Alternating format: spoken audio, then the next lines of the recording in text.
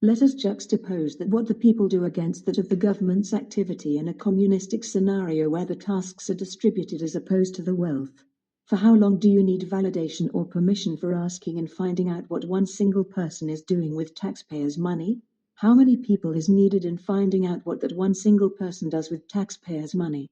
How much money is needed in finding out what that single person has to tell the people about the well-being he or she has blessed his/her people with? Will it be from his own office or the media? Will it be from state media or private media? What is the purpose of state news media when private news media and social media is always the actual and initial conduit for breaking news about horrific corruption and governmental scandals?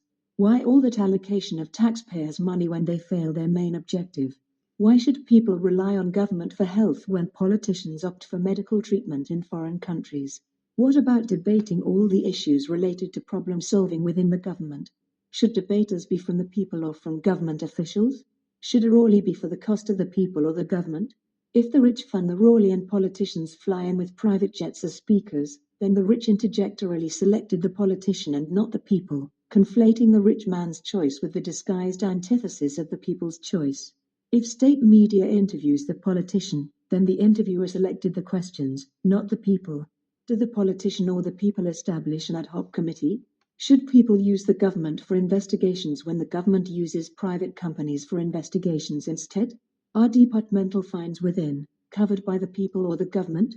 Why do people vote for governments riddled with tinderbox racial discrimination, as if selective nationalism and bullying is the only and last thing they would ever need in life? Why do people rely on government education when politicians' kids study in private colleges? Why do people vote for a government regulating tracking when every other thing they tracked is a dismal failure?